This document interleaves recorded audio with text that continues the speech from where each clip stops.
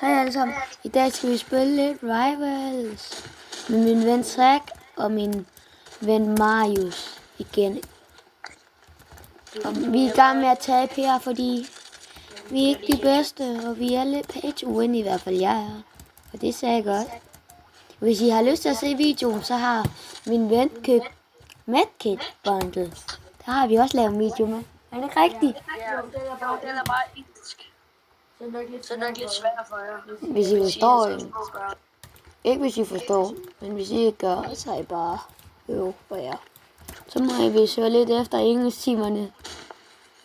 Ja, sådan noget der, du.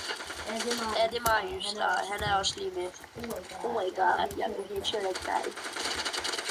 Han kan ikke strike. Sådan. Sådan noget. Nej, du skal ikke. Bag. Nej. Ja, mig død. 6, 7, 6, 7, what the? Hallo, hvis I kan lide 6, 7, så skriv det noget i chatten. Ja, Marius! Hvis I kan lide 6, 7, så sig det. Noget i chatten, er det ikke rigtigt? 6, 7. Okay,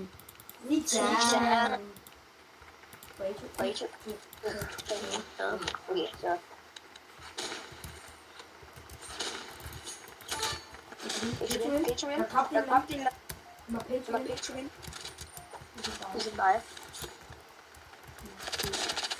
Gør så drej.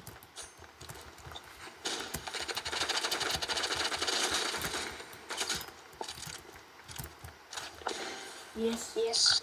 Sådan. Okay, vi lukker lige sådan en del leaderboard. Hvad gør du?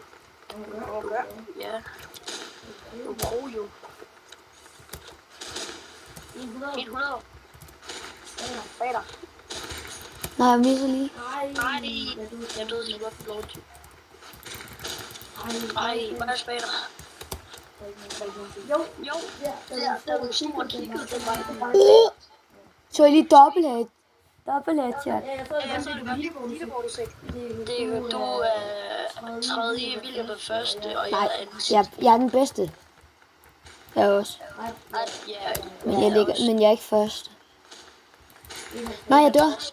Nej, jeg vil prøve lige at knife en. Hvem var det, der dræbte? En anden noob. Oh my god, jeg er død på tiden. Igen, det er bare ramt ud i gang. Gør så, dreng.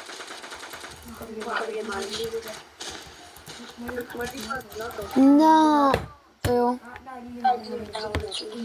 Fint nok. Ja, så har jeg noget, tror jeg. Okay, det er fordi, vi har virkelig lidt strøm. Og vi har også skrevet en video tidligere, så den må I også gerne lige tjekke ud. Og det er også dansk. Jeg dræbte en. Skal væk herfra. Og jeg er død. Har du Lad os lige tage lidt væk. Har du medkit ikke, Lili? Nej, prøv ikke medkit. Har du bandage? Nej, jeg prøver det ikke. Nej, han er med uden dig. Nå. Skyd der.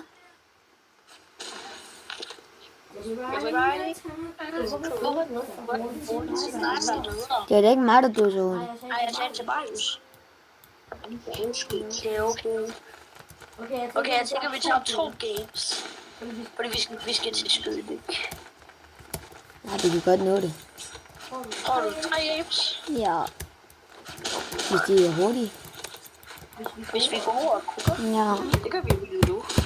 Nej. Det er Marius, det er Zack. Han vil gerne han har købt RBT bundle, og han har købt Medkit bundle. Jeg har ikke købt noget. Jo, det har jeg. Viskeleder bundle, kalder jeg det. Viskeleder bundle. Jeg har ikke forsøgt. Koster. Jeg er lort. Er du? Jeg har ikke spillet 8 år før. Det har du faktisk. Vi har også lige spillet 90. Det var bare ikke godt. Ja. Eller skriv i kommentarerne, hvor jeres rekord er i 90. Og hvad er jeres yndlingsspil? Godt. Sådan, kom nu. Pay to win. Ja. Jeg er lige her. Ham, Zack er her, og Marius er her. Jeg har med daggers. Jeg har min knife, mand. Jeg er knife. En død. Og den, vi alle sammen er for 10 til. Ham der, han er et skud. Tror jeg. Nej, ikke ham der. Ja. Ja. Sådan der. Nå, Bridge, dreng, kom så. Har du lige klippet? Nej, det har jeg. Okay, jeg har faktisk klippet. For din skyld. Ja, det kan ikke lide, når jeg siger, at vi slipper. Jeg kan godt lide det. Oh my god. What? Hvorfor visker I? Fordi han var noget fremover, som jeg sagde tidligere. Oh my god, snipers alle sammen. Jeg hader sniper. I hvert fald, når jeg ikke selv bruger det. Virkelig sødt. På en headshot sniper. Ja. Jeg kunne gøre ham med daggers. Vi tager med daggers, William. Sådan. Jeg kunne gøre ham med daggers. Og med han har 2 daggers skud. Oh my god, headshot, man. William bag dig. Eller ham der, han har 1 skud. Hvis du bruger rocket launcher. 1 skud her til dig. 1 skud, 2 skud med daggers. 1 skud til. Ja.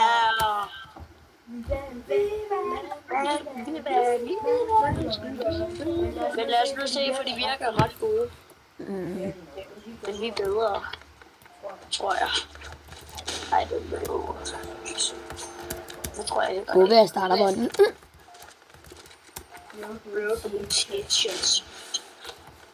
Det gør du også. Hvad er du? Knife. Jeg ser på det. Du er søsken. Jeg er ret god. Synes jeg selv.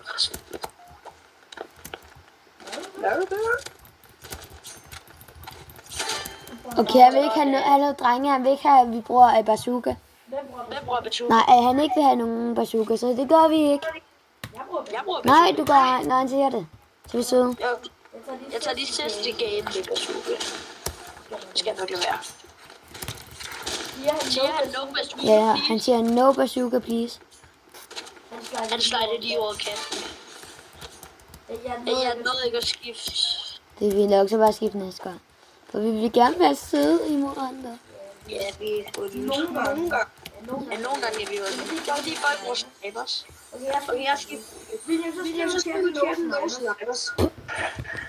Jeg har slået. Nej, han siger, at man må godt bruge knife. En af dem.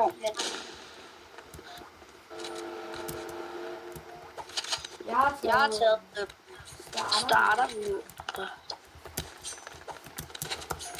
Oh my god, jeg havde også snakket mig.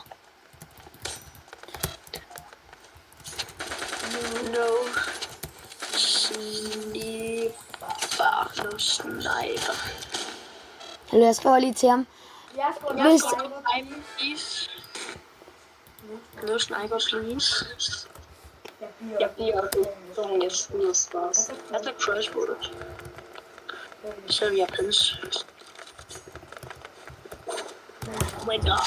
Jeg kan ikke finde noget. Jeg kan ikke alle gaver til mig.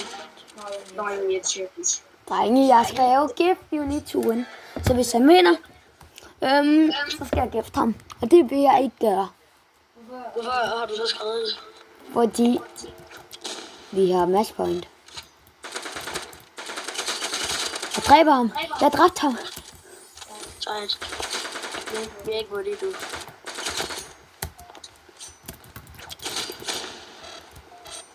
Jeg tager daggers. Hvor meget liv har han? Sådan et skud. Med hvad? Det er lige bare. Ja, jeg skulle ikke gifte ham, mand. Og så dreng. Nu skal vi... Nej, bridge.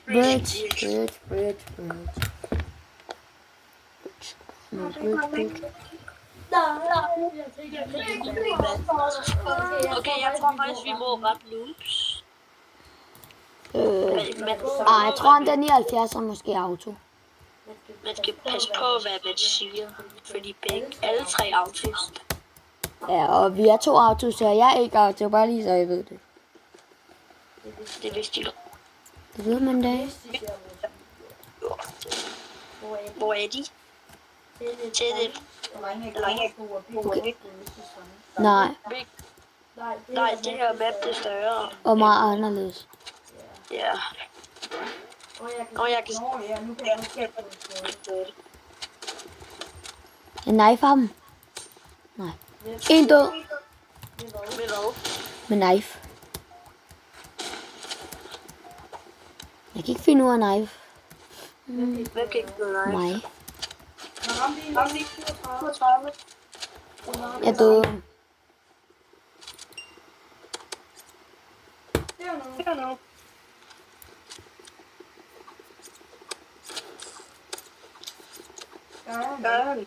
Nej, nu kommer han.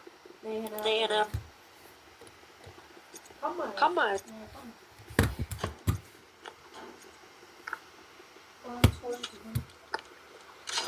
Kom igennem os. Nej, du ramte ham ikke. Jeg bare rolig, jeg har mere liv end ham. Prøv at kaste en granat på ham, dreng. Jo, fordi han kan ikke blokke det. Jeg har ikke. For satan mig, så misser du også granaten. Det er lige meget, at I har vundet. Jeg går bag ham. Vi er godt. Ja, jeg tror det er ikke. Jeg er pro ved det. Man kan også stoppe. Jo, man kan jo dobbeltjob med det også. Og fest. Eller hænder. Nej, nu kommer den noget lort op.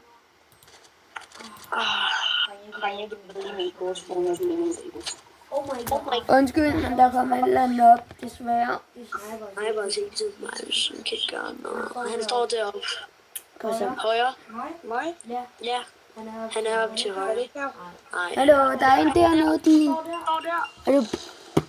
Bo er blind. Bo er blind. Jo. Jeg satte pil. Ja, hvis Marius Williams sætter altid pile. Ved hvorfor. Jeg ved ikke, hvordan det er. Det er fordi, jeg er på computer. Ja, det siger du. Ja, du kan ikke se, hvor modspillerne er.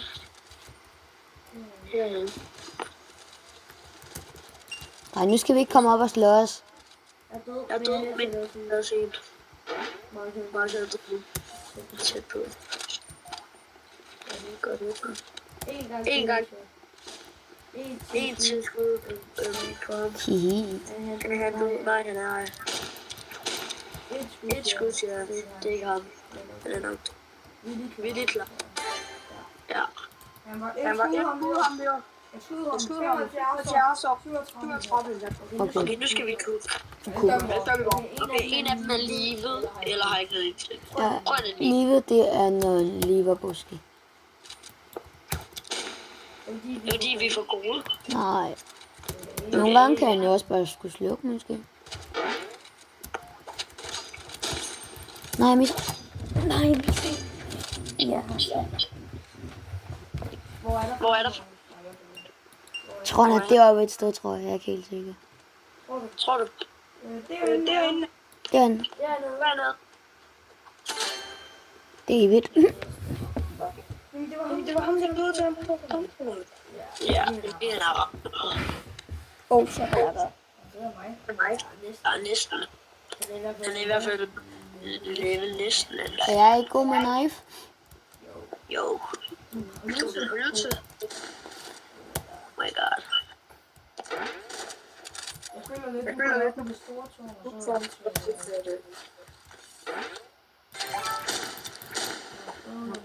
jeg er den anden bedste i leaderboard. Jeg er lige bagefter. Nej, jeg tror ikke, Marius når at komme op til mig. Vi er kun én. Der er kun Hey, én. for at dræbe ham. Jo. Nej, jeg skal lige have første.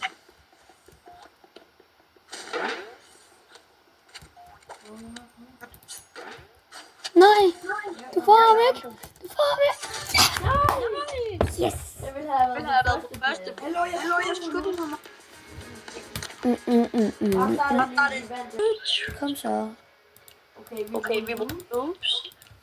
Ellers lyder de. Sniper. Nej, du skal ikke sniper. RPG. Nej, short. Så knife. Jeg vil sådan være stille. Jeg vil gerne Jeg er lydløs. Han er så fedt, så jeg kan double tier. Fuck, han hacker. Fuck. Jeg dræbte lige, men han er aimbot. Fuck, jeg er aimbot. Fuck. 8 i win streak. Ham det level 20, han er aimbot. Jeg har dræbt en eller anden, hvem var det? Slice Nice 2280, han er aimbot. Om du dræbte? Ja. Jeg dræbte ham med knife. Nej, men de er ikke gode, de er knife. Det er fordi, de er aim. Ej, de er så lidt gode. Ja, de er bare gode. De er meget irriterende. Jamen, det er rigtig. Han der 38, han er røv god. Ja, så hacker han. Død. Ja, jeg tager motorsav. Godt. Tror jeg. Fuck, de snakker sammen, det kan jeg se. Fuck, jeg er død. Nej, drenge, vi skal arbejde sammen. Drenge. Hvad?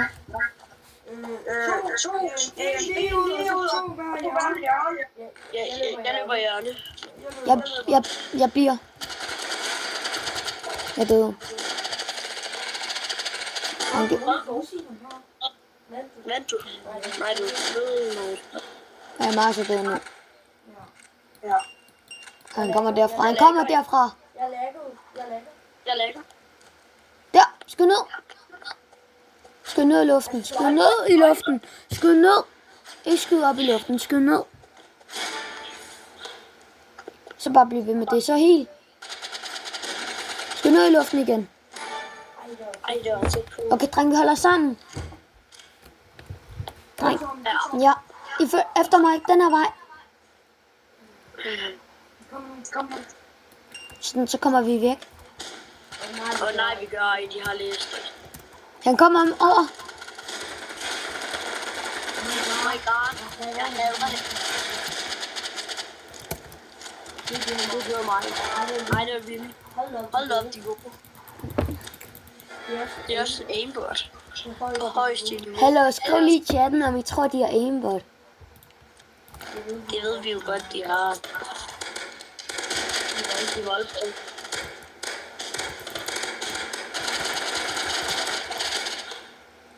Skyd ned i jorden, dreng.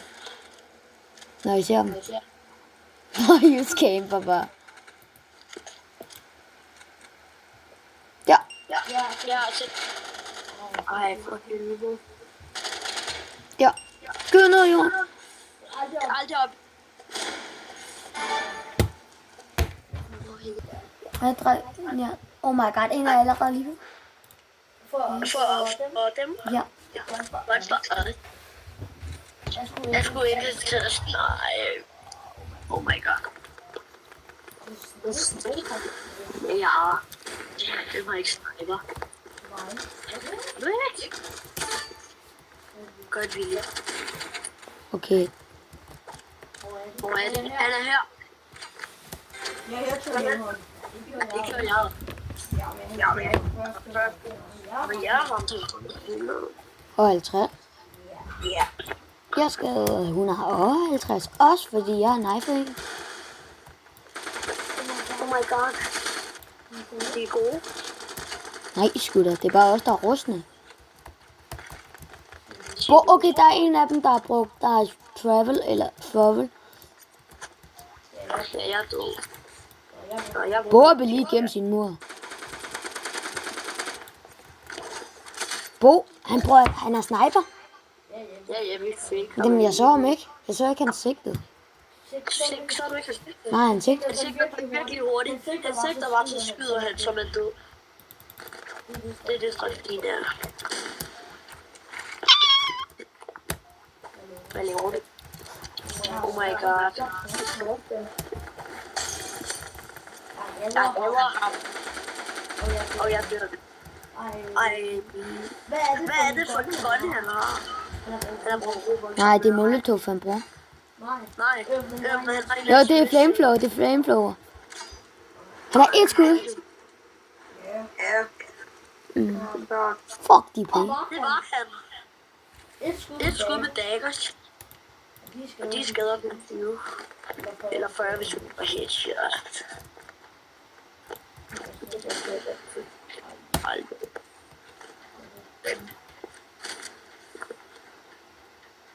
Nede under den. Der er ham.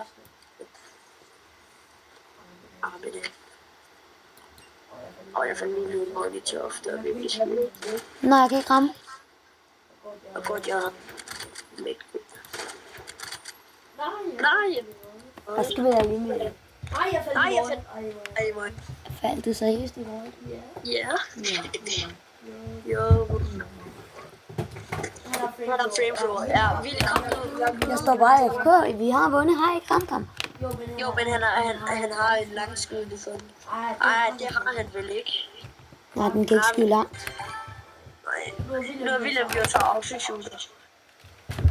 Ja, nu er han oxyshooter. Han har taget controller. Jeg vil godt lige sådan... Nej, jeg bruger ikke controller. Ikke lige nu. Eller beskyt mig lige, dreng. Sådan seriøst. Jeg er ikke død. Ja. Hvorfor? Sniper guide tid. Jeg var lige... En død. Er du sniper, bare? Død. Hello. Hvad? Du er auto. Nej, sgu da. Jeg spiller ikke. Jeg er bare rigtig god med sniper. Er det ikke rigtigt? Jo. You are pro. Du må ikke dø. Jeg ved ikke. Jeg håber ikke kameraet. Det var virkelig bagligt. Men jeg så det godt. Gør I? Ja, fordi jeg kan blive. Nej, jeg dør. Oh my god. Jeg døde til Molotov. Okay, der er en oppe på tårnet. Nej, sigt på ham, Marius. Ja, du er så god. Han er oppe på tårnet, på kranen. Den der krop. Ja. Nej, jeg ramte. Nej, aldrig. Jeg så ham. Jeg er ikke glemt. Ja, så jeg bruger knife. Nej, lad være med at... Knife, sorry. Oh my god, jeg er lægig. Nej, han er her. Blå mand er... Lumaner. Ja, vi kom nu. Du...